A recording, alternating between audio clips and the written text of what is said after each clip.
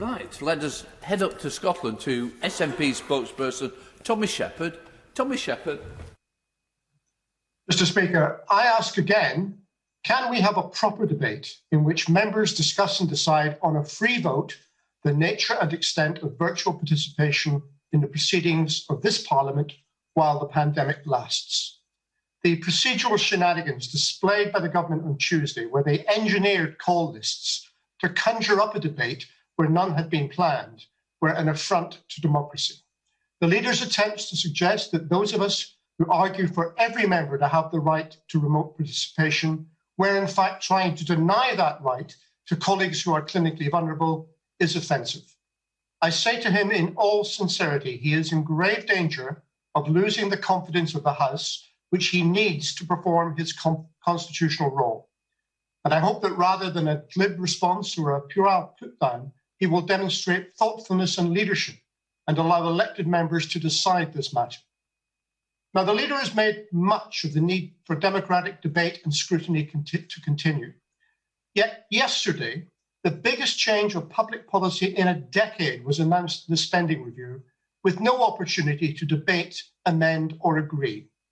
We must debate public sector pay if the government intends now to cut the wages of those key workers it applauded from the steps of Downing Street.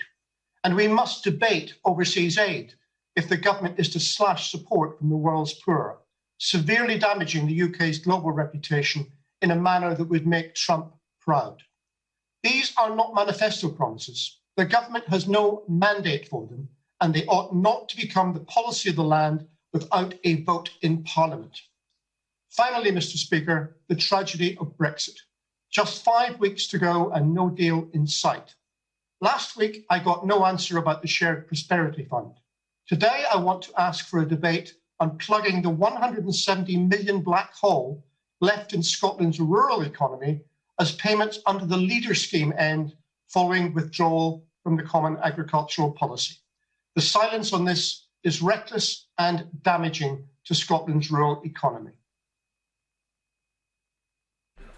Mr. Speaker, to misquote P.G. Woodhouse, it's never difficult to tell the difference between a member of the SNP with a grievance and a ray of sunshine.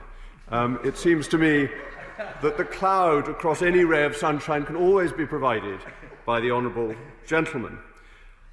And what does he say to us today? He says that a debate of over 2 hours is undemocratic. It was undemocratic to have a debate. That, I think, is an unusual view to hold. And then he thinks that a democratic vote of 52% of the people of the United Kingdom to leave the European Union is a disaster. So he seems only to like the votes that he wins. But the SNP, fortunately, don't win votes across the United Kingdom at large and lost a very important vote in 2014. But why I think the honourable gentleman should be a ray of sunshine is because he should be asking for a debate on the £2.4 billion extra announced in the spending review yesterday that is going to Scotland. He should be celebrating the fact that £1,633 extra is attributed to public spending per capita in Scotland against the United Kingdom average. And he should celebrate the fact that £8.2 billion of UK taxpayer money has gone to Scotland to help them fight the coronavirus.